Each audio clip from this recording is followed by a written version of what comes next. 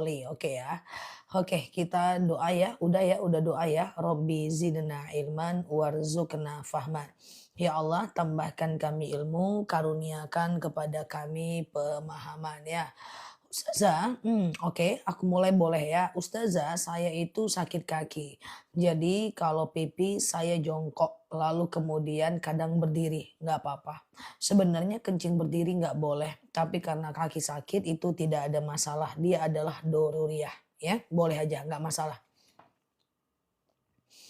Oke, Ustazah, gimana agar hati nggak baper sama keluarga yang nggak nganggap kita atau merendahkan kita? Lebih fokus kepada hal-hal yang bermanfaat buat Mbak. Jadi energinya bukan untuk memikirkan itu. Dan hati-hati kalau curhat. Kadang-kadang kalau kita curhat sama orang, orang malah ngompor-ngomporin.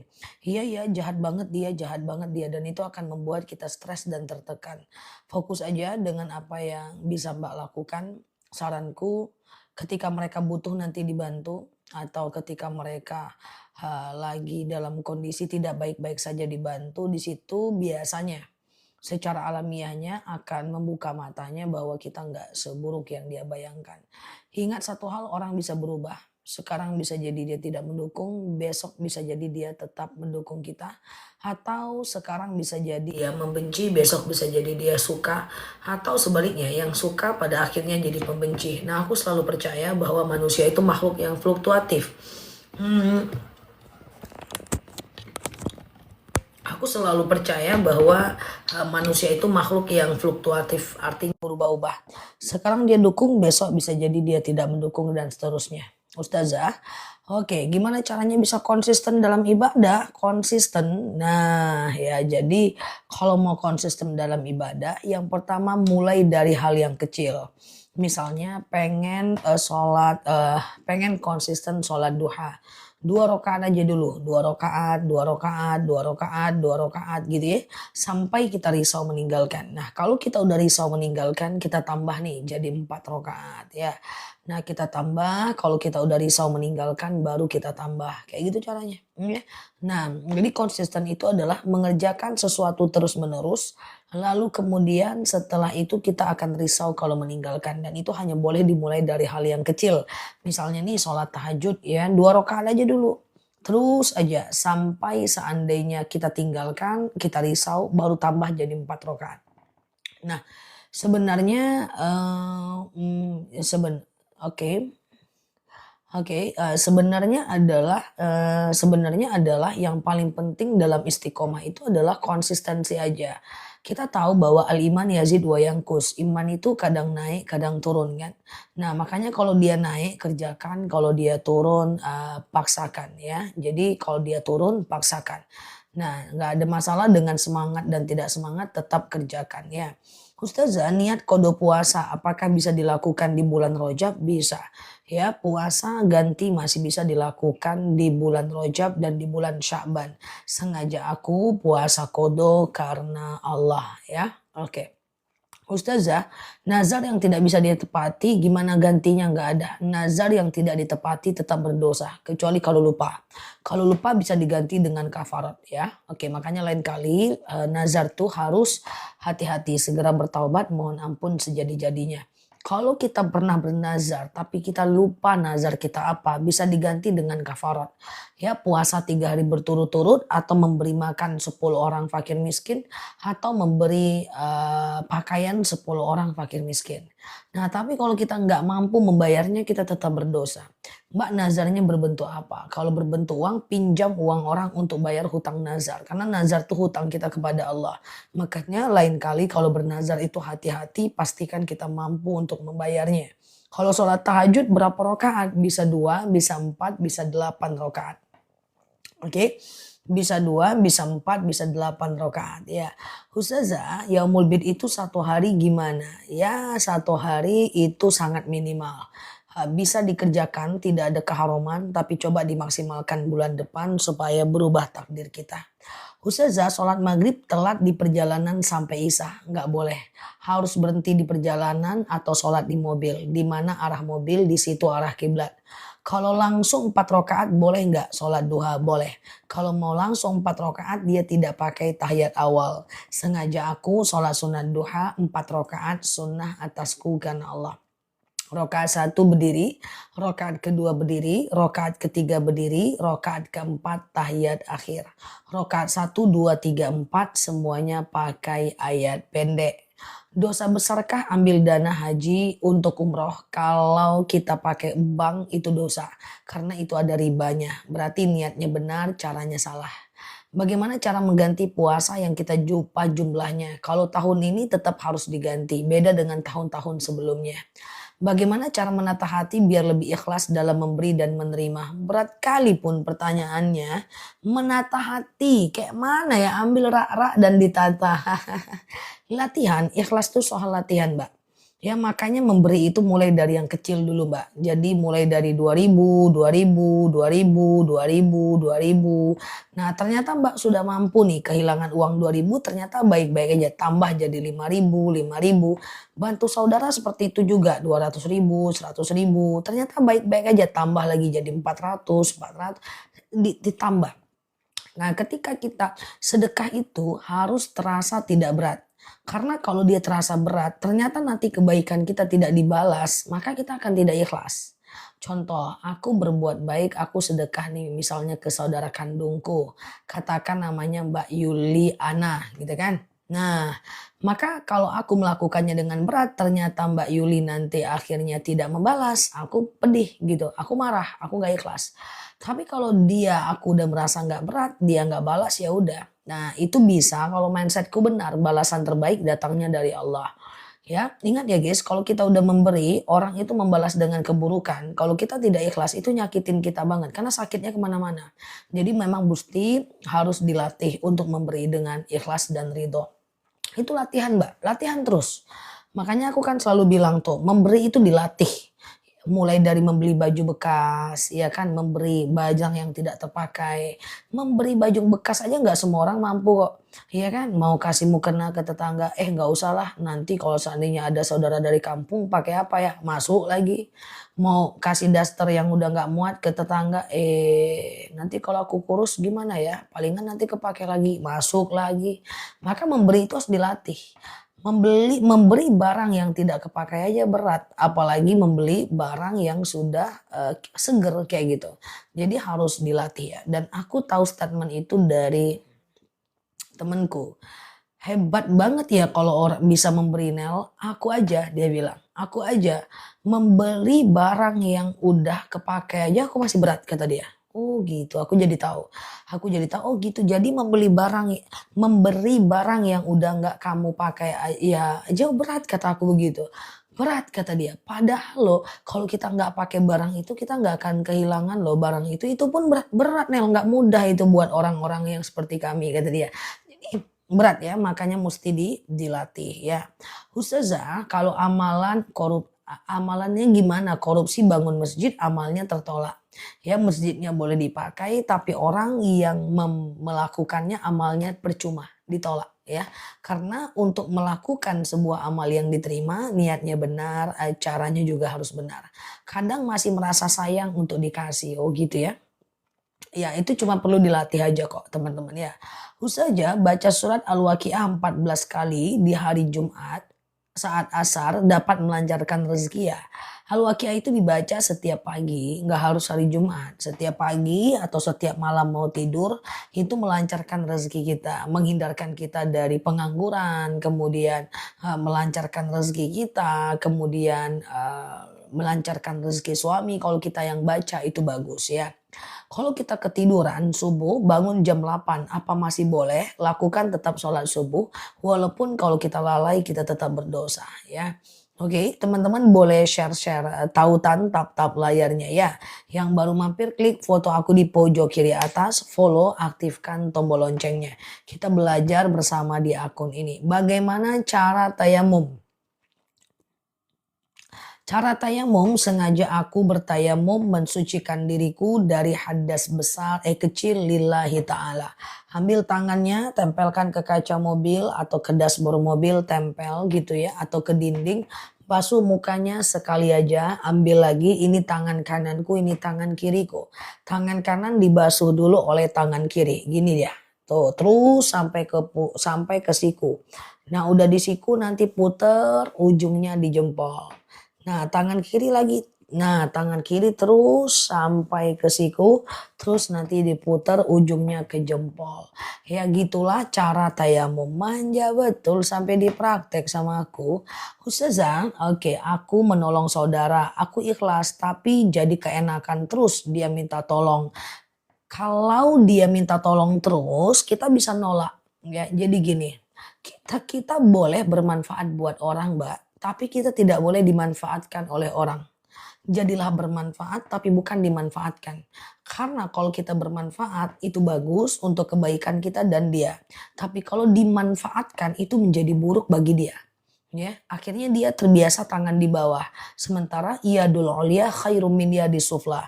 Tangan di atas lebih baik daripada tangan di bawah. Jadi kalau dia terus aja minta tolong, khawatirnya kita sedang dimanfaatkan. Boleh kita menolaknya untuk mendewasakan dia. Oke, dan boleh kita menolaknya untuk menjaga hati kita. Tapi at the end tetap bantu lagi, nggak apa-apa. Sebenarnya sih dimanfaatkan orang tuh nggak masalah, ya. Kita selagi bantu Allah balas. Cuman problemnya nanti khawatirnya karakter dianya menjadi buruk gitu loh maksudku, ya. Ustazah, oke aman ya. Ustazah, sholat syuruk apa masih boleh sholat duha lagi? Syuruk dengan duha itu sholat yang berbeda. Syuruk itu 1,5 jam dari azan subuh, duha itu 2,5 jam dari azan subuh. Ustazah, oke,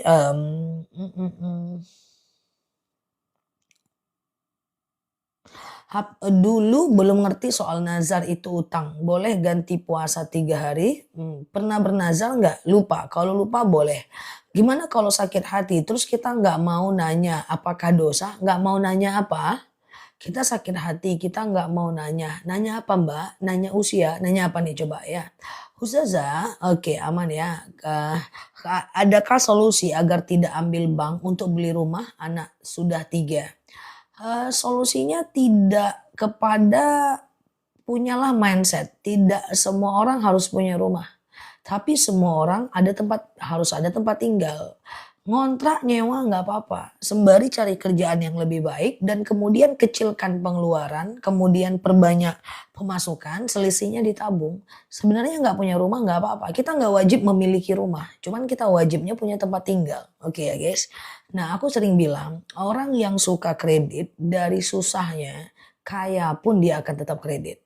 Aku ini kalau nggak ngambil rumah, kalau nggak kredit aku nggak bisa beli mobil. Kalau nggak kredit aku nggak bisa beli motor. Kalau nggak kredit aku nggak bisa loh beli rumah. Coba lihat ya, nanti dia pas kaya. Pasti dia kredit lagi. Untuk beli rumah lebih besar lagi, beli mobil lebih besar lagi. Oke. Oke gitu ya guys. Nah yang paling penting itu adalah kontrol keuangan kalau udah dia masuk ke kantong kita. Oke. Ustazah kalau potong kuku lagi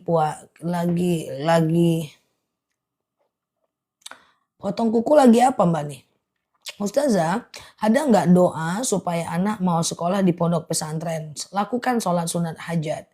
Sengaja aku sholat sunat hajat 2 rakaat sunnah atasku karena Allah.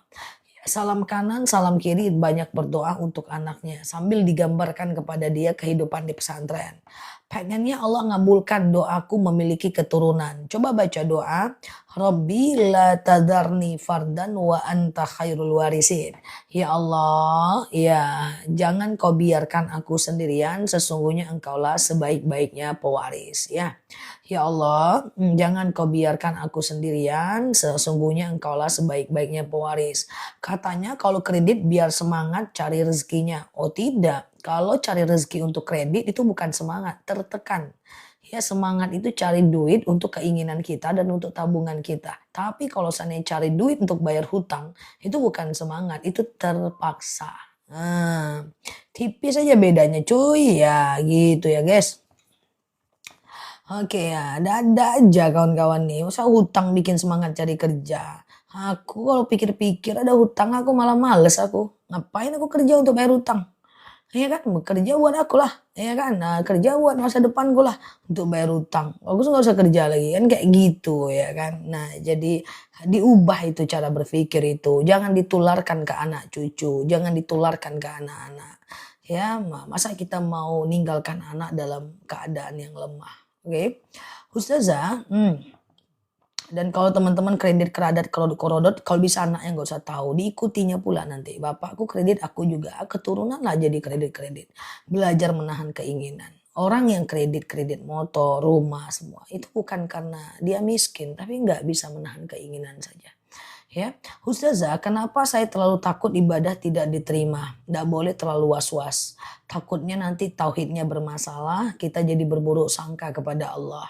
Ya, ibadah aja, tidak boleh was-was. Oke ya. Ustazah, kalau ruku ada tambahan doa, ya, sujud terakhir ada tambahan doa, ya. Sujud terakhir ketika mau habis sholat, ya. Ustazah, oke, aman ya. Oke, ini kalau hutang buat makan masih masuk akal. Ini hutang untuk buat rumah besar, mobil yang bagus, nah masuk akal guys. Masuk. Oke ya, Ustazah kerja, oke. Ustazah, sholat duha dilaksanakan pukul 6 boleh nggak? Sholat duha itu sekitar 12, sekitar 2,5 jam dari azan subuh ya. 2,5 jam dari azan subuh sampai 1 jam menjelang azan zuhur ya. Lebih kurang seperti itu ya. Oke, semoga teman-teman lunas semua hutang-hutangnya.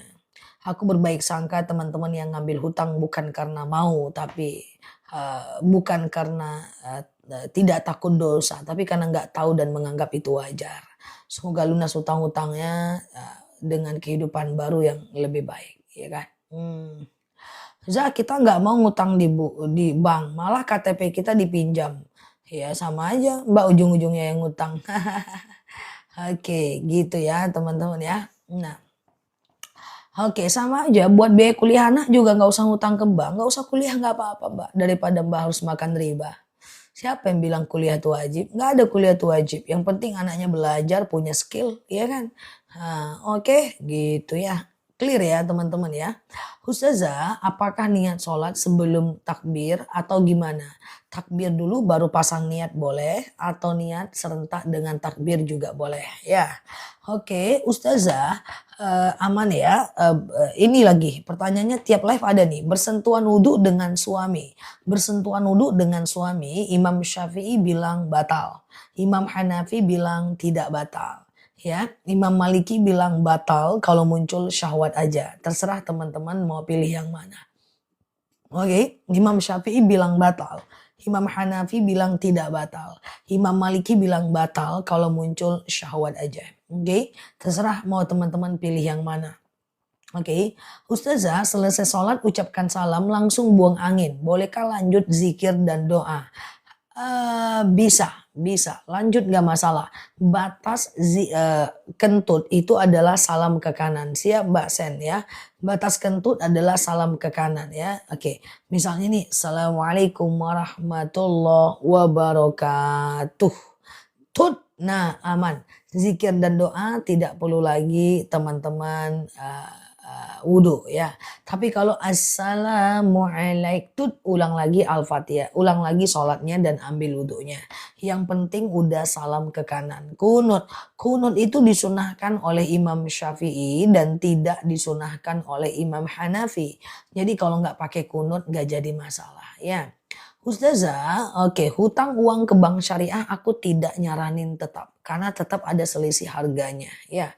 Ustazah, oke, bolehkah seorang anak melakukan badal sholat untuk orang tua meninggal? Tidak ada badal sholat, tidak ada badal puasa, yang ada badal umroh dan badal haji ya. Ustazah, kalau kita datang bulan, apakah boleh masuk masjid?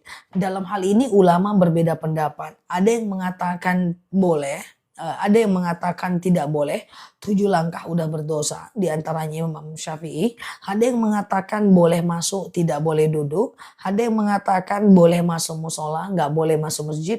Ada yang mengatakan boleh masuk asal tidak menetes. Terserah teman-teman mau pilih yang mana. Oke ya. Ustazah, cara hapus dosa kepada suami akibat melawan atau membantah. Ya mohon maaf lahir batin ya Beb, gitu caranya. Nggak bisa dengan istighfar ya. Melawan, membantah, mohon maaf lahir batin ya Papa. Nah, kayak gitu caranya. Ya Mbak Saibah, gitu caranya. Ya, mohon maaf lahir batin ya Beb. Nah, nggak bisa dengan istighfar doang.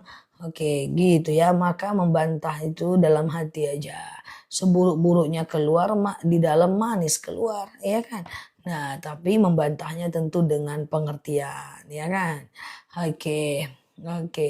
Oh gitu, Zah, gitu. Dosa dengan manusia nggak selesai dengan sholat taubat, ya. Oke, gitu kan? Nggak bisa selesai dengan sholat hajat, ya. Oke, ngomongnya gimana? Ya tergantung suami teman-teman lah ngomongnya gimana.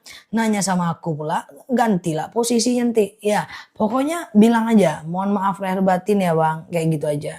Jangan secara detail nanya ke aku, suami siapa ya kan geng. Nah jadi kayak gitu guys ya, jadi intinya adalah minta maaf. Kalau kita punya salah ya. Oke, ajalin apa Zah? Ustazah, kalau suaminya sudah meninggal gimana? Nah, kalau suaminya sudah meninggal, boleh lakukan amal buat dia, ya kan? Kirimkan bacaan Al-Quran sampai hatam buat dia, ya. Kirimkan Yasin buat dia, ya. Kirimkan Al-Fatihah buat dia, ya. Kirimkan apa sedekah atas nama dia. Ada rezeki boleh umroh, badal haji, badal umroh dan doakan dia. Oke ya. Ustazah, kalau saat mau puasa setelah hubungan suami mandi wajibnya harus sebelum sahur apa bisa setelah sahur?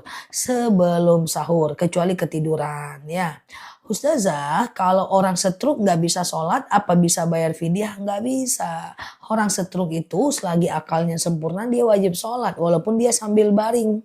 Ya, solu iman, sholalah kalian dalam keadaan berdiri. Fa'ilam tastati faqaidan, kalau nggak bisa ya duduk. Fa'ilam tastati fa'ala jam, kalau nggak bisa baring miring ke kanan. Fa'ilam tastati famustalkian, kalau nggak bisa ya telentang ya. Jadi boleh aja ya sholat dalam keadaan duduk.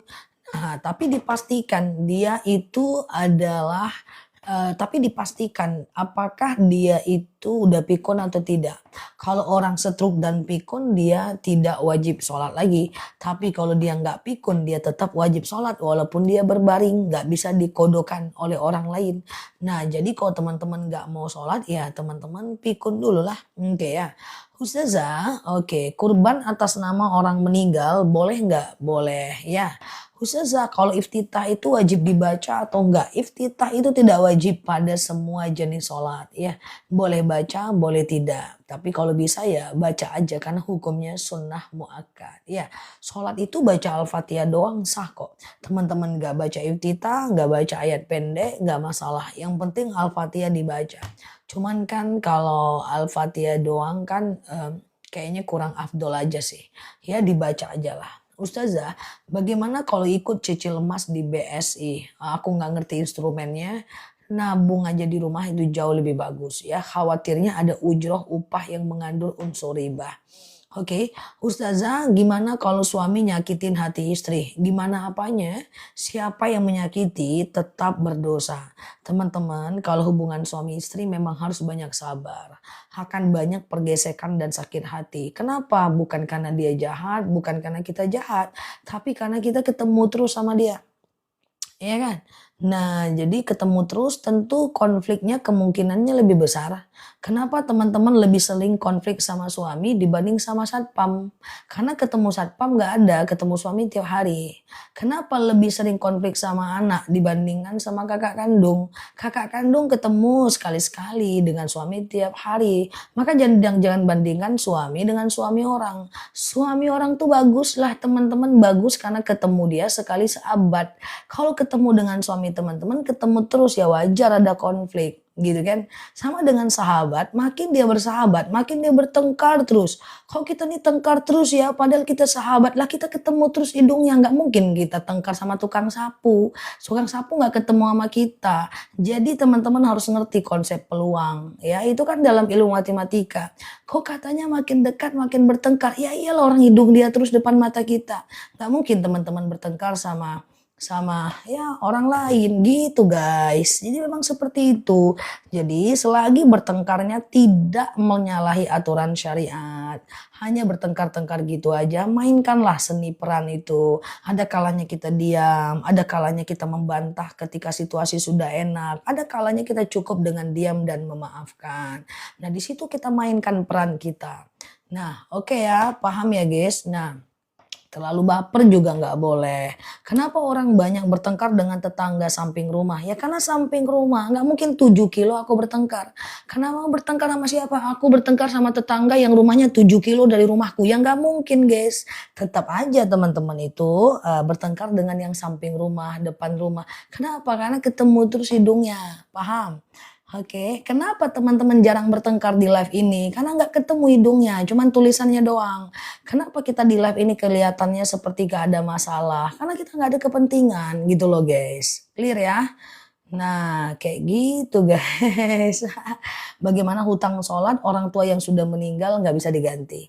Ya, nggak bisa diganti ya guys. Nah, jadi doakan saja dia biar lapang kuburannya, ringan siksa kuburnya. Oke ya. Ustazah, judulnya why. Ustazah, kalau suami tidak nafkahin dan selingkuh, kita harus gimana? Kalau aku mau jelaskan, sebenarnya selingkuh itu nggak ada maaf guys. Sebenarnya dalam agama Islam pun kalau ada orang yang selingkuh langsung dibunuh. Ya sebenarnya tidak ada surat peringatan bagi laki-laki yang selingkuh. Tapi itu pilihan teman-teman semua. Apalagi kalau dia udah dukhul, kalau dia udah berzina. Ya kan? Ibaratnya kalau dia narkoba, kita bisa rehab. Kalau seandainya dia mencuri, kita bisa keluarkan dari penjara. Kalau seandainya dia mabuk-mabukan, bisa kita sembuhkan. Tapi kalau sudah main perempuan, nah dalam Islam pun gak ada ampun. Jadi sebenarnya dalam Islam itu nggak ada surat peringatan untuk orang yang selingkuh. Tapi itu pilihan teman-teman semua. Oke? Nah sebenarnya dalam agama Islam itu orang selingkuh nggak ada pilihan. Harus mati. Nggak ada surat peringatan 1, surat peringatan 2, nggak ada. Karena selingkuh itu, orang yang suka selingkuh itu isi otaknya beda dengan orang-orang yang dengan kesalahan beda. Contoh, misalnya aku punya salah dengan Mbak Azka. Aku bohongin Mbak Azka misalnya. Terus aku minta maaf, maaf aku Mbak, maaf aku bohong, maaf ya Mbak, maaf ya. Kemarin kan itu aku begini, rupanya begini. Oke Ustazah aku maafin, tapi jangan ulang lagi ya. Nah otakku akan bercerita, aku bersyukur dimaafin oleh Mbak Azka dan aku akan tidak melakukan lagi sebagai bentuk kesyukuranku. Nah itu otaknya orang normal.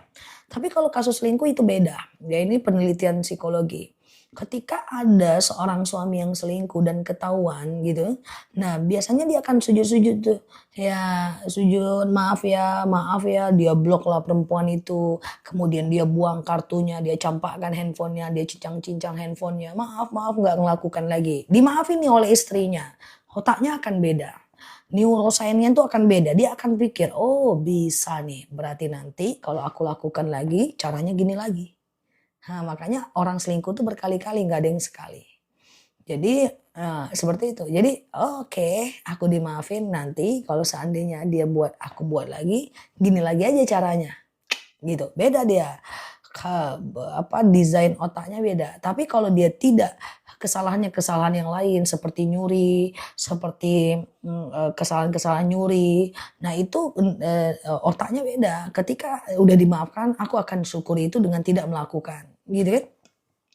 Jadi pilihan teman-teman semua ya. Tapi kalau dia udah dukhul, pisah lebih bagus. Karena dalam agama Islam bukan sekedar pisah ketika selingkuh, tapi dibunuh, mati, dimatikan, dan itu nggak ada SP1, SP2 dalam agama Islam, ya kan? Oke, nggak ada istilah maaf, nggak bisa, ampun nggak bisa, ya. Oke, Ustazah, kalau ganti puasa tahun 2024 sisa 1 hari 2025, ya ganti puasa dan fidyah, ya ganti puasa dan fidyah. Oke.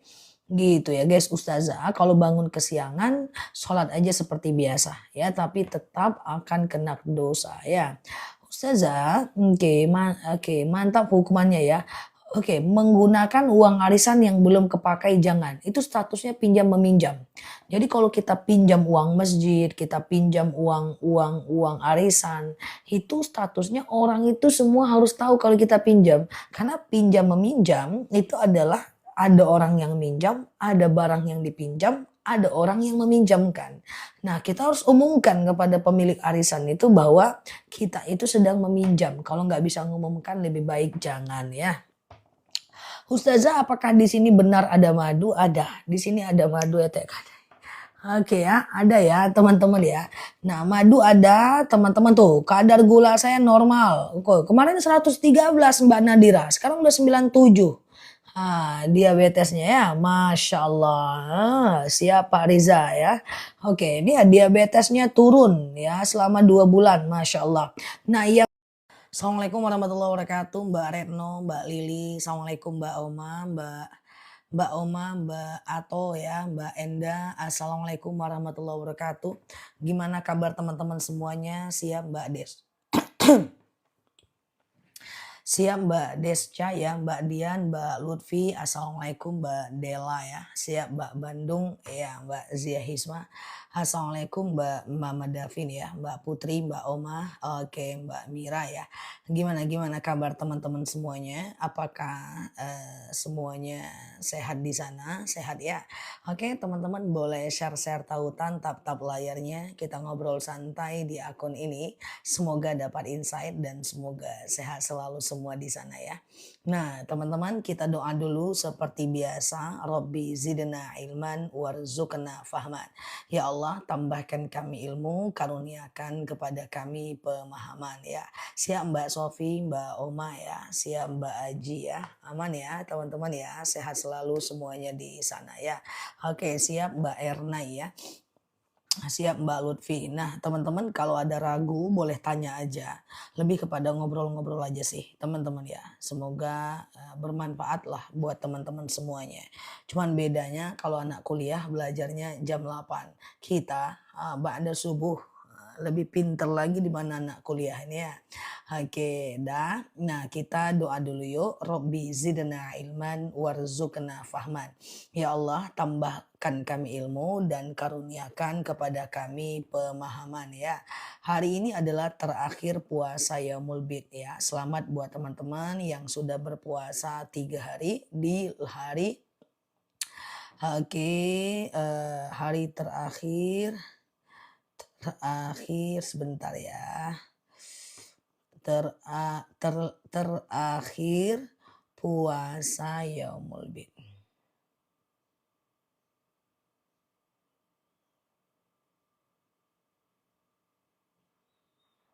Oh nggak muat ya. Nggak muat terakhir, nggak usah pakai hari ya. Yaumul Bid. Oke sudah. Hari ini hari terakhir ya teman-teman ya. Siap ya kita lanjut ya. Oke teman-teman yang mau nanya boleh tanya aja ya. Ustazah boleh nggak kalau puasa Yaumul Bid cuma 2 hari aja? Boleh. Puasa Yaumul Bid 2 hari aja boleh. Cuma aku selalu bilang kepada teman-teman jangan diniatkan dari awal. Karena apa? Karena dengan Allah itu usahakan maksimal ya. Oke gitu ya. Ustazah, kalau seandainya puasa Daud, Yaumul Bid cuman hari Jumat aja karena sakit. Ya kalau cuman hari Jumat aja, ya harusnya nggak boleh.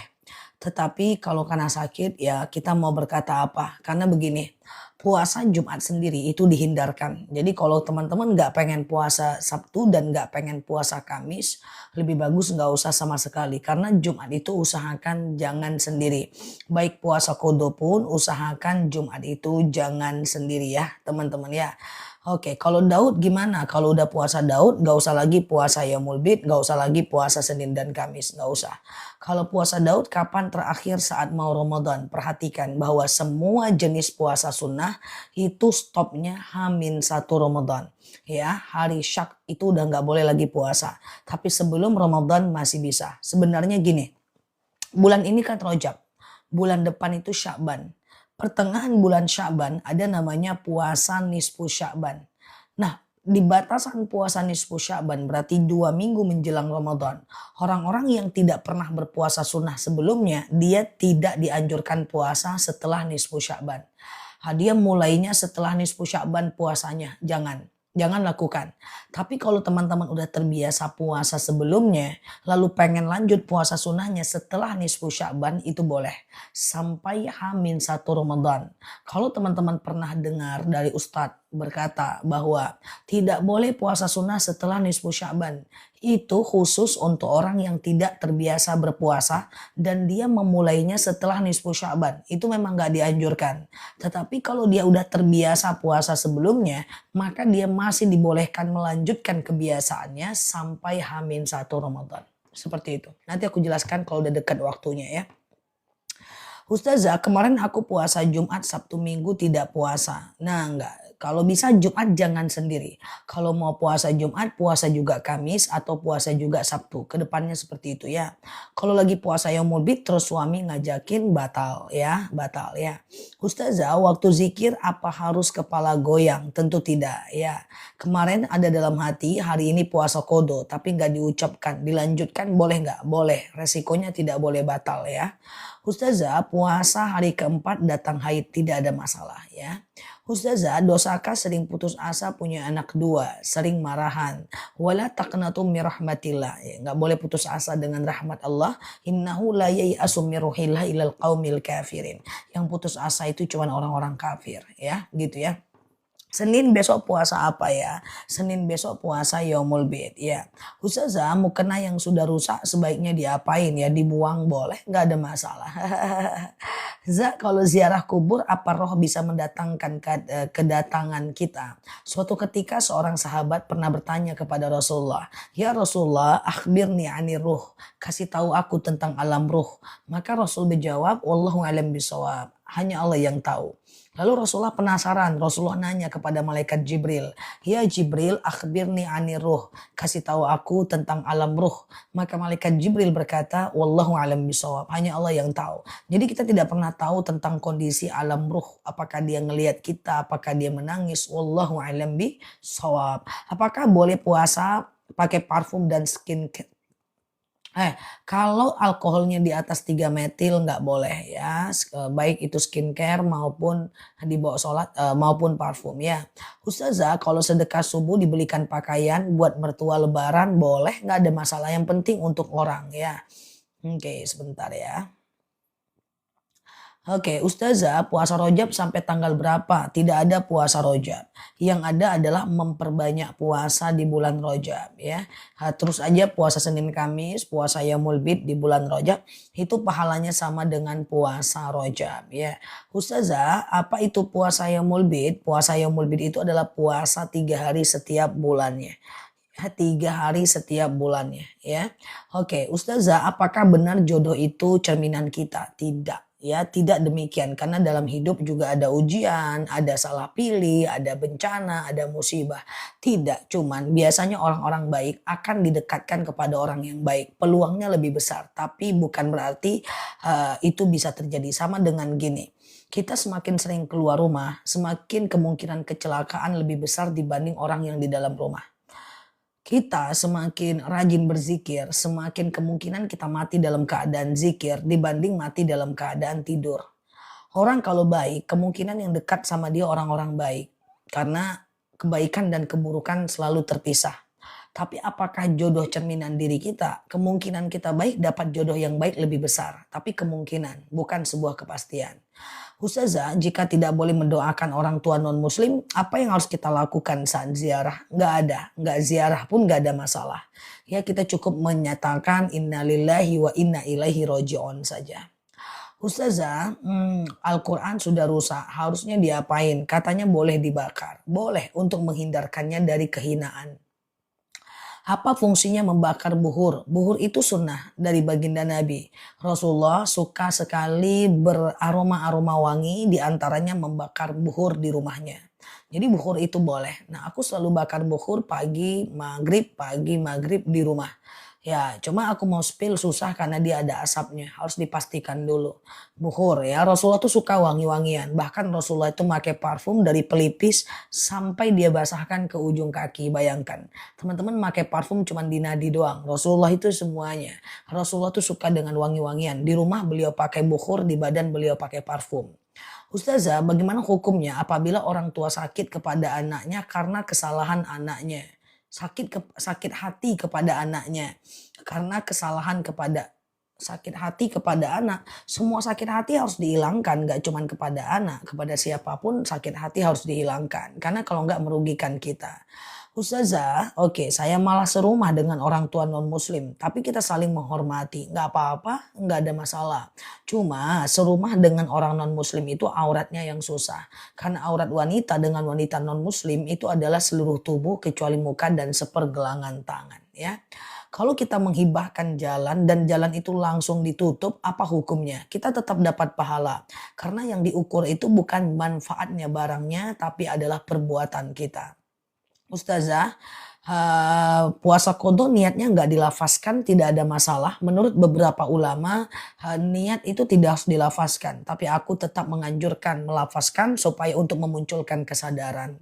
Ustazah, di rumah ada Al-Quran 4, tapi yang dibaca cuma 2. Apakah berdosa? Tidak. Cuman kalau mau lebih bermanfaat, duanya taruh ke masjid. Ustazah, oke, kalau suami nggak kerja, baiknya berpisah atau tetap bertahan, tergantung. Kalau Mbak Ridho tidak dinafkahi, maka bertahanlah sampai dia dapat kerja. Kalau Mbak nggak Ridho, maka dia akan terus berdosa. Salah satu sebab dibolehkan untuk berpisah adalah ketika suami tidak menafkahi, lahir ataupun batin. Boleh digugat kalau Mbak nggak Ridho, nggak ada masalah dalam agama Islam. Ya, Ustazah, apa hukumnya kalau meyakini primbon? Nggak ada, syirik. Ustazah, apa doa melindungi diri dari sihir? Doanya, a'udzu bikalimatillahi tammati min syarri ma khalaqa. Ya Allah, aku berlindung kepadamu dari kejahatan semua makhluk. Kita ingin terhindung dari sihir, jin, setan, nafsu jahat, orang-orang jahat, ya hipnotis, ya binatang berbisa, binatang buas, ya orang-orang penipu. Itu bacanya adalah a'udzu bikalimatillahi tammati min syarri ma khalaqa. Kita berlindung kepada Allah dari kejahatan semua makhluk.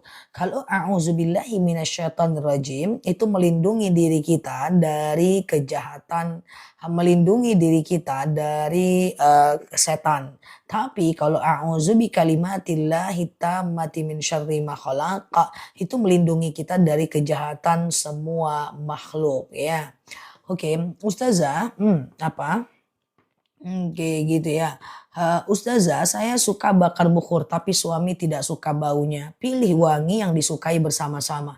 Kan wanginya banyak, ada bakarat, ada oud, ada Makkah, ada Al-Madinah, ada Raudho, ada kasturi, ada yang modern juga. Wangi bukhur ya ratusan. Ratusan wangi ya kan. Nah kan bukhurnya itu juga, alatnya itu juga, bukhurnya doang yang beda kan. Ustazah, ya mungkin kalau wangi oud suaminya suka, coba aja. Ustazah, sedekah subuh uangnya dibelikan sesuatu untuk anak, boleh nggak? Boleh, nggak ada masalah. Ustazah, apa bedanya bukhur dengan dupa? Ya beda lah. Cara bakarnya beda, bahannya beda, fungsinya beda, wanginya beda. Beda jelas itu. Kalau belanja mana pur, mana dupa ya satu langit satu bumi. Ya beda, nggak beda ya teman-teman ya. Nanti kapan-kapan aku spill bukhur ya. Ustazah, saya baru berpuasa Yaumul Bid hari ini. Ya, cuma dapat 1 hari ya. Ustazah, bercanda giliran dia marah, gimana nyikapi teman ini? Udah, nggak usah lagi bercanda banyak sama dia. Gimana menyikapi dengan orang yang suka sakit hati? Ya udah kita jaga, karena lebih mudah merubah diri kita daripada membuat orang itu sesuai dengan keinginan kita. Ya. Ustazah, ipar saya selalu benci, udah 5 tahun, harus gimana? Ya kalau seandainya orang itu membenci, yang penting kita tidak membencinya. Nanti Ramadan ucapkan aja mohon maaf lahir dan batin, gitu aja, oke? Jual bukurzah insya Allah. Nanti aku cari yang stoknya ada ya. Jual ke akun aku ini nggak mudah. Mesti ada seller yang siap dengan stoknya. Karena teman-teman belanjanya luar biasa ya kan. Jadi harus dicari seller yang benar-benar siap ya. Doain aku bisa cari ya. Oke, Ustazah, oke gitu ya. Puasa Yaumul Bid Jumat Sabtu aja boleh nggak? Bisa, 2 hari doang bisa kok ya. Oke, Ustazah, besok niat puasa Yaumul Bid boleh? Nggak bisa lagi. Jadi gini, suatu ketika seorang sahabat bertanya kepada Rasulullah, ya Rasulullah, bagaimana aku bisa puasa Yaumul Bid sementara aku sakit? Apa kata Rasulullah? Engkau bisa berpuasa di ujung dan akhir bulan, di awal dan akhir bulan. Jadi sebenarnya puasa Yaumul Bid itu bisa dikerjakan di awal dan akhir bulan. Oke. Nah, cuma untuk orang tertentu aja. Kalau dia sakit, kalau dia haid. Tapi kalau sekedar males, males tanggal 13, 14, 15 nanti aja di awal bulan dan akhir bulan itu nggak bisa. Islam nggak segampang itu hukumnya. Oke. Ustazah, amalan waktu haid lah. Wanita haid bisa zikir, bisa bisa baca Quran, bisa mengulang hafalan. Wanita haid juga bisa wanita haid juga bisa baca Quran dari handphone, bersedekah, semua everything bisa ya. Yang nggak bisa itu sholat dan tawaf ya, dan baca Quran yang full Arab. Kalau dia bercampur dengan bahasa Indonesia, sebagian masih membolehkan atau di handphone atau sekedar mengulang hafalan ya. Ya udah nggak usah dekat-dekat lagi sama dia Mbak GFM. Sesimpel itu, orang yang suka tersinggung nggak usah dekat lagi. Sesimpel itu, udah ngapain pusing dengan manusia. Ustazah, tante saya berhutang pada ibu saya sampai ibu saya meninggal. Mereka tidak membayar juga. Maka dia harus membayarnya kepada Mbak selaku ahli warisnya. Kalau seandainya dia nggak mau bayar karena Mbak ada sebagai ahli warisnya, dan Mbak boleh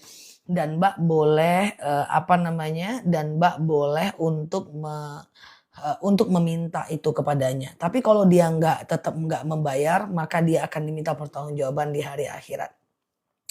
Ya, nggak usah pusing dengan manusia, guys. Ada orang dikit-dikit tersinggung, ada orang nggak mau dibawa bercanda, ada orang yang suka nyakitin. Kata Umar bin Khattab, tinggalkan setiap orang yang suka konflik dengan engkau dan suka menyakiti engkau. Karena itu akan membuat dia selalu berdosa dan kita selalu terluka.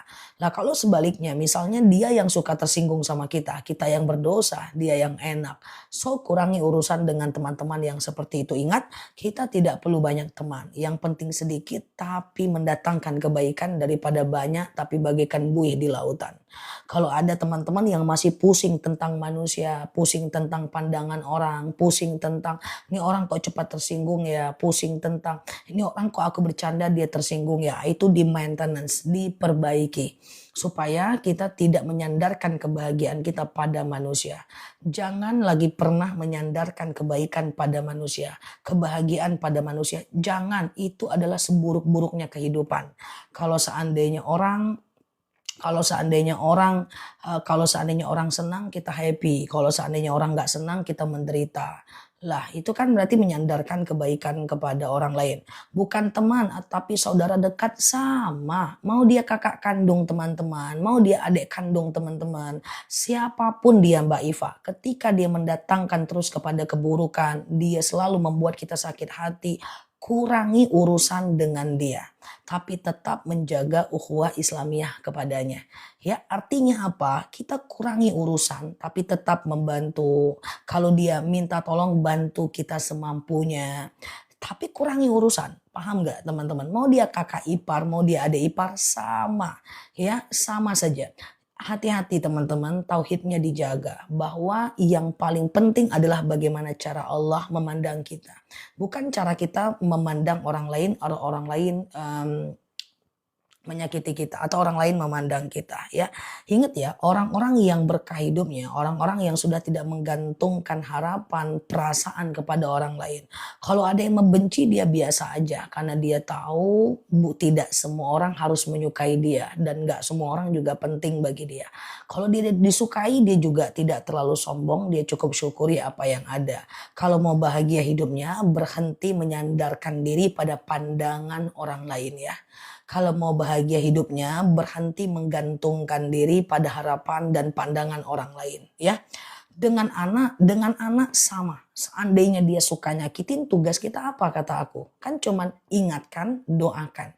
Ingatkan, doakan. Ingatkan, doakan. Anak itu sesuatu yang terpisah kok dari kita, Mbak. Di akhirat tetap dosa dan pahala tanggung masing-masing kok.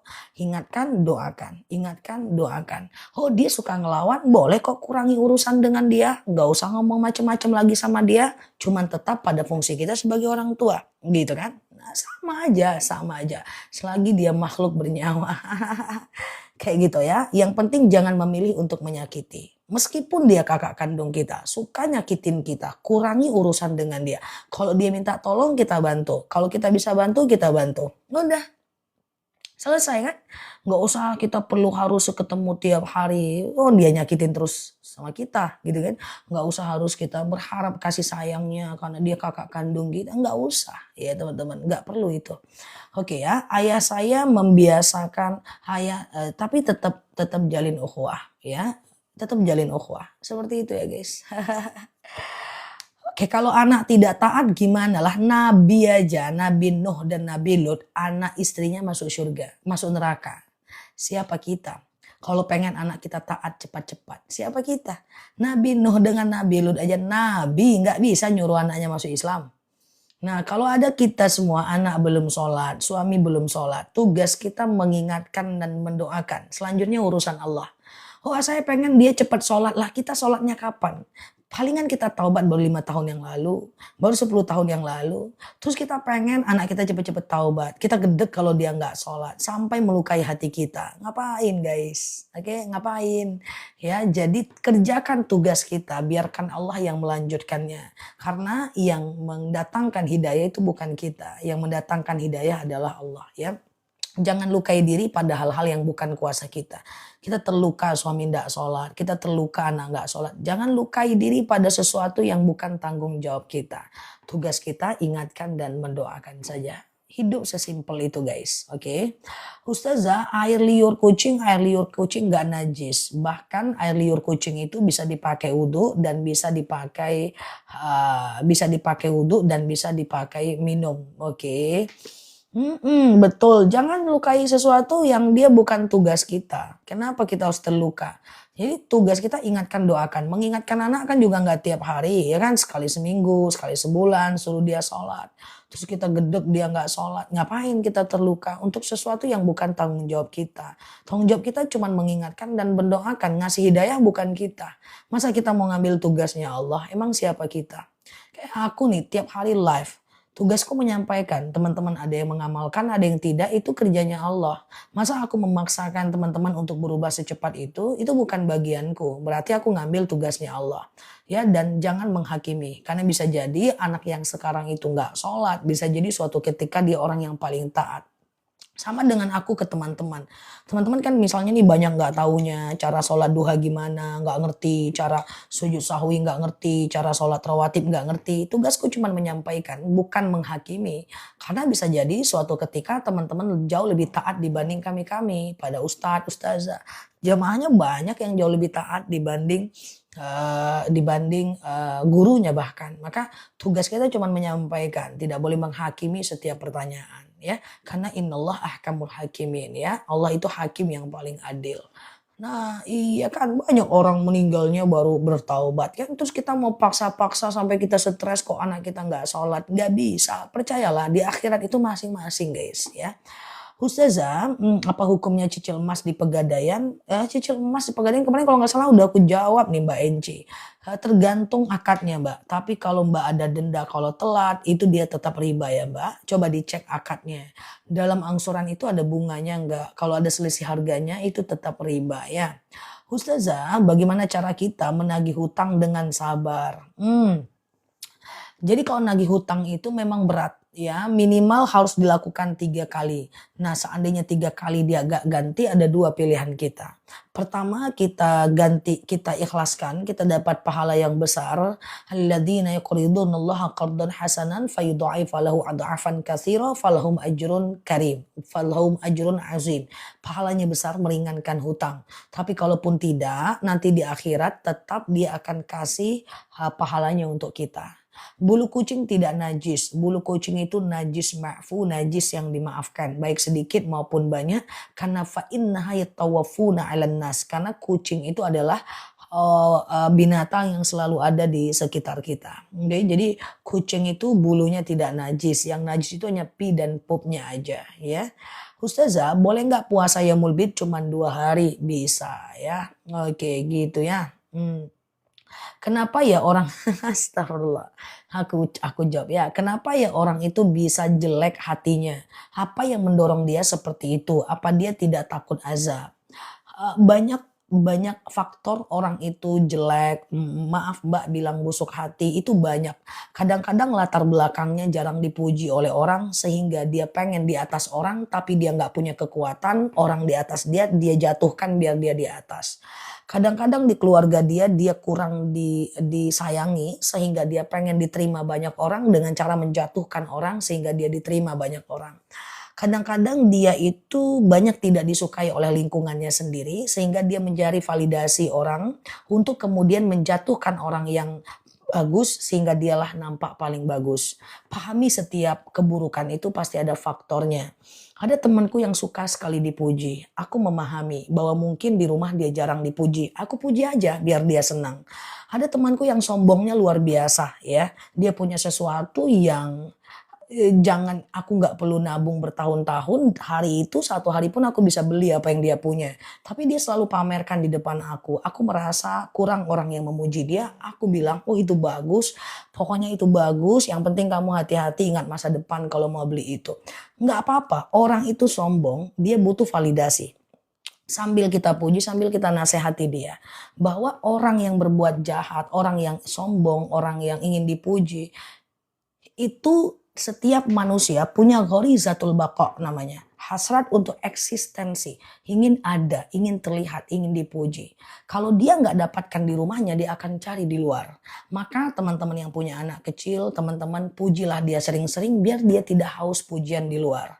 Oke, karena manusia punya itu. Makanya orang yang tidak punya apa-apa, dia akan menampakkan sesuatu untuk dia dipuji. Dia nggak punya kekuatan, dia nggak punya nilai diri, dia nggak punya citra diri, dia juga nggak pejabat, dia juga nggak siapa-siapa, bukan tokoh masyarakat, maka dia menampakkan hartanya untuk dipuji. Tapi kalau orang udah dinilai, ada nilai diri, dia udah dikenal sebagai orang baik, orang yang rajin sedekah, orang yang pinter, orang yang berguna, dia nggak perlu nampakin hartanya aja dia udah dipuji. Jadi makanya orang yang kalau dia punya nilai diri dia nggak sombong. Sementara ada orang-orang yang dia pengen memenuhi hasrat pujiannya dengan cara yang bingung dia mau dipuji dari mana gitu kan. Ujung-ujungnya dia ambil kredit untuk beli mobil, ujung-ujungnya dia beli rumah besar, pinjam uang sana sini ya, karena itu hasrat manusia. Nah jadi pujilah anak biar dia puas dengan pujian di rumah, dia tidak mengharapkan validasi di luar. Jadi orang yang busuk hatinya itu pasti ada faktor. Hati-hati kita jangan tersakiti oleh dia dan pahami setiap kejahatan itu ada faktornya sambil kita pelan-pelan kalau mampu perbaiki mereka. Udah sesimpel itu aja. Oke gitu ya. Nah gitu guys. Sama dengan orang yang suka dandan berlebihan. Saya minta maaf. Bukan maksud nyinggung siapa-siapa. Orang yang berdandan terlalu berlebihan itu sebenarnya dia lost confident. Dia nggak percaya diri guys. Maka dia berdandan supaya dia percaya diri. Nah kenapa dia tidak percaya diri dengan keadaan alami tubuhnya? Itu karena dia jarang dipuji. Jadi pahami aja. Oke dia nggak pede dengan dirinya. Kalau dia pede dia kan nggak akan berdandan berlebihan. Dia ingin dipuji. Ingin dipuji masih mending. Yang lebih parah itu dia lost confident. Dia nggak percaya diri. Makanya dia seperti itu. Bahkan orang-orang yang suka beli baju, beli apa, beli macem-macem, beli tas, beli sepatu, matching sana, matching sini. Sebenarnya itu lost confident. Jadi tidak sekedar dia mubazir. Dia kehilangan kepercayaan diri. Sekali-kali pujilah mereka. Sebagai bagian dari apresiasi saja. Tapi ingatkan agar berhemat di masa tuanya. Udah itu aja. Oke. Ustazah, misalnya lomba mancing dapat motor. Apa hadiahnya? Lomba nggak ada masalah dalam agama Islam. Oke. Ustazah, oke ya, ini oke. Ustazah, saat puasa tapi saya wasir, tidak berdosa ya. Ustazah, bagaimana hukumnya tidak lagi meminjamkan uang karena malah takut jadi bikin emosi? Meminjamkan uang nggak wajib, meminjamkan uang itu sunnah saja. Jadi kalau ada teman-teman kita minjam uang, kita nggak pinjamin nggak ada masalah guys, nggak ada problem ya. Nah itu kan pilihan kita ya. Ustazah kalau sering posting usaha bimbel di medsos itu nggak ria kan? Ya enggak lah. Supaya orang masuk bimbel ya harus di-spill lah. Jualan harus disampaikan lah. Karena kalau enggak siapa yang mau masuk bimbel kita? Ustazah, apa benar doa doa istri akan sia-sia jika suami tidak mau sholat? La yazirotun wisro ukhra. Kita ndak nanggung beban dosa siapapun. Jadi kalau seandainya suami nggak sholat, ya doa istri tetap diijabah lah. Dan kita tidak menanggung beban pahala siapapun. Apa hukumnya orang tua tidak adil dalam pembagian warisan? Bahkan salah satu anaknya tidak dikasih. Ya dia akan berdosa, tapi ingat, tenang aja, yang satu nggak dikasih ini tenang-tenang aja.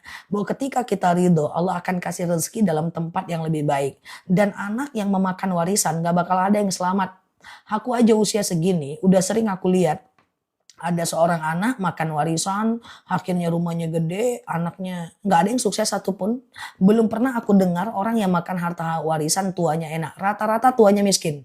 Entah tuanya miskin, entah anak-anaknya nggak ada yang kerja. Gagah-gagah badannya, cantik-cantik, cakep-cakep, nggak ada yang kerja sama sekali. Ya, artinya diangkat keberkahan dalam hidup kita kalau kita makan harta warisan yang bukan hak kita. Nah, itu guys, ngeri tuh, nggak ada. Teman-teman pasti bisa lihat lah di daerah teman-teman. Orang-orang yang makan warisan yang bukan haknya dia, itu ngeri guys. Entah rumahnya terbakar, entah anak-anaknya yang nggak ada yang kerja satupun. Usia tuanya susah guys, susah itu, ngeri itu. Ngeri itu warisan itu bukan hak kita itu lain itu ya. Udah mbak tenang aja, cari rezeki dengan cara yang lain. Oke. Ustazah, apa dosa kalau misalnya jualan baju itu rugi? Soalnya yang beli saudara. So katanya sama saudara ini tidak boleh jualan rugi. Jualan rugi haram. Karena dalam kaidah dagangnya Rasulullah al-ma'isyah, jualan itu harus untung. Jualan itu al-ma'isyah. Ma'isyah itu harus untung. Rasulullah nggak pernah jual rugi. Maka dengan semua mitra aku bilang, yakin kan nggak rugi? Yakin kan nggak rugi? Yakin nggak rugi harga segitu ya? Karena kerugian dalam agama Islam itu tidak dibolehkan dalam jualan. Jadi kalau jualan tuh harus untung. Nah problemnya adalah sekarang tuh, tadi kan Mbak Nina nanya nih, kan katanya harga saudara nggak boleh. Mbak, teman-teman aku ingatkan. Sambil teman-teman share-share tautan tap-tap layarnya ya. Justru karena dia saudara kita jangan tawar karena itu pekerjaan dia. Ini enggak harga teman lah, harga teman. Justru harga teman itu jangan ditawar. Kita belanja ke pasar kita tawar, kita nggak tawar-tawar. Belanja ke minimarket kita nggak tawar-tawar, ya kan? Masa belanja ke teman kita tawar? Ya justru dengan teman itu kita bantu dia, kita nggak nawar harga untuk membantu usaha dia. Kayak gitu cuy, jangan kebalik cuy.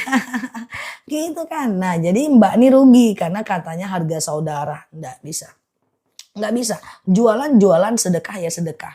Oke, sekarang ini jadwal jualan, besok kita ambil sesuatu kasih dia. Kan bisa. Iya kan? Nah, seperti itu ya. Jadi yang jualan, besok kita ambil. Justru teman kita, karena dia saudara kita, ya kita beli jualan dia untuk membantu dia supaya dia lebih bagus hidupnya. Kan kalau kita membeli, kita nggak ngeluarkan uang begitu aja. Kalau kita membeli, kita ngeluarkan uang, kita dapat sesuatu. Kan kita cuma nukar aja. Ya, nah ini uang, ini gamis. Nah, itu kita bisa bantu. Sedekah uang segar kita nggak bisa bantu. Ya kita bantu dengan beli barangnya. Nah seperti itu kan. Nah kita sedekah ngajak dia traktir makan. Dia susah kita. Nggak ngerti kita. Ya udah kita bantu dengan beli barangnya. Nah, kita ambil barangnya cuma nuker doang. Ya, jadi justru karena dia teman kita, justru karena dia saudara kita, jangan ditawar karena mereka sedang bekerja. Oke, batas qobliyah subuh sampai jam berapa? Selagi masih ada waktu subuh, maka masih bisa qobliyah subuh. Misalnya, jualan rugi itu haram, nggak boleh. Jualan nggak boleh rugi mbak. Kecuali memang karena kondisi pasar. Akhirnya barang kita numpuk, kita akhirnya rugi. Wajar. Tapi kalau sengaja nih modalnya 100.000, kita jual 80.000 aja nggak boleh. Karena ma'isyah. Diatur dalam Islam, jual beli itu kan diatur dalam fikihnya ya. Oke, qobliyah tadi ya, qobliyah subuh ya. Qobliyah subuh itu bisa dikerjakan selagi masih ada waktu subuhnya, ya kan? Nah, misalnya azan subuh jam 5. Di sini azan subuh di tempatku sekarang dekat-dekat jam 5. Baru bangun misalnya jam 5 lewat 20 gitu kan ya. Nah, jadi jam 5 lewat 20 masih bisa qobliyah subuh dulu baru qobliyah subuh, baru sholat subuh. Oke ya. Ustazah, apakah orang tua berdosa jika anaknya tidak sholat? Bisa jadi dosa, bisa jadi tidak. Dia bisa jadi dosa ketika didiamkan, tidak diingatkan. Tapi tidak berdosa kalau udah dimengingatkan tapi anaknya yang nggak mau. Oke, berarti nanti emas tersebut tidak bisa dipakai untuk biaya umroh, nggak bisa. Ya, karena niat benar, cara juga harus benar ya. Oke, Ustazah, orang tua bikin surat warisan bagi rata-rata laki dan perempuan. Itu bukan surat warisan, itu namanya wasiat. Hukumnya boleh. Ya, itu hukumnya boleh. Itu wasiat namanya, bukan warisan. Nanti ketika orang tuanya meninggal, dia secara otomatis akan terbagi by surat itu ya. Ustazah, oke, ada yang enggan sholat berjemaah karena katanya bacaan imam itu kurang fasih. Boleh, boleh.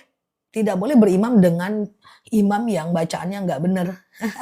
Karena bacaan Al-Fatihah itu walaupun sebagian imam itu cepat kayak gitu kan. Nah, dia harus tepat makhorijul hurufnya, harus tepat panjang pendeknya, harus tepat dia. Karena kalau menghilangkan satu mat atau panjang pendek dalam Al-Fatihah sama dengan menghilangkan satu huruf dalam Al-Qur'an. Pilih-pilih imam dalam sholat berjemaah itu penting. Makanya jangan paksa suami yang nggak bisa jadi imam di rumah sampai dia belajar dulu bacaan Al-Fatihah. Terus dosa yang jual apa yang beli Zah? Kadang nggak tega, lebih baik dikasih aja ya Zah. Tidak usah dijual kalau dia nggak mampu beli harga segitu, besoknya boleh kasih dia sedekah ya, tapi tidak saat transaksi. Ya, kalau saat transaksi nanti ada kekhawatiran dia akan bicara kepada yang lain sehingga yang lain mengikuti cara yang sama. Misalnya nih aku jualan gamis ke Mbak Titi. Harganya 100.000, Mbak Titi bilang 50.000 aja lah harga saudara. Padahal modalnya 70.000 kan rugi. Lebih baik jangan dikasih, tahan aja dulu, besok kalau mau kasih boleh. Jadi jangan saat akan jual beli. Karena kalau kita kasih saat akan jual beli, nanti khawatirnya dia cerita ke orang lain, saudara yang lain akan melakukan hal yang sama. Ingat hubungan kausalitas, sebab akibat dari setiap efek tindakan kita ya. Ustazah, tidur sebelum zuhur, bangun setelah waktu masuk asar, terus diajak asar. Diajak asarnya apa maksudnya nih, Mbak? Oke, gitu ya. Stikernya kemana lah ini cuy? Baik-baik di atas stiker. Baik-baik ker. Ngapain kamu ke bawah ke bawah? Ustazah, oke, oke. Baca Al-Quran, Hmm, lewat kali ya. Cepat kayak rudal. Saya menghibahkan rumah, terbanglah dia. Kayak mana ini guys? Teman-teman ngetik pakai nafas. Saya menghibahkan rumah untuk saudara, tapi saudara saya menentang. Saya harus gimana? Yang nentang yang dihibahkan atau orang lain nih Mbak? Coba diperjelas ya. Ustazah, sampo uban ndak boleh. Uban itu akan jadi cahaya di yaumil akhir ya.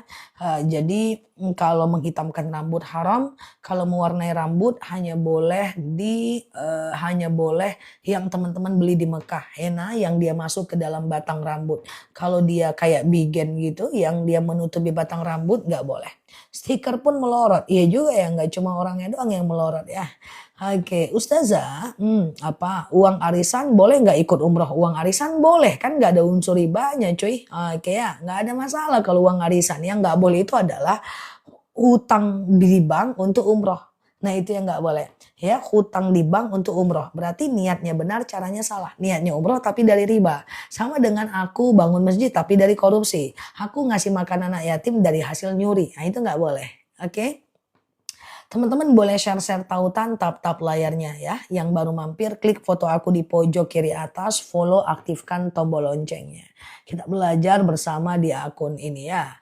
Ustazah, oke, apakah boleh puasa di hari lahir anak? Itu tidak masyhur guys. Aku nggak berani menyampaikan dalil yang hasan ya.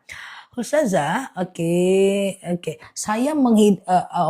Ayah saya menghibahkan rumah untuk saya. Oh gitu. Ayahnya yang kurang tadi berarti Mbak. Tulisan ayahnya yang hilang ya.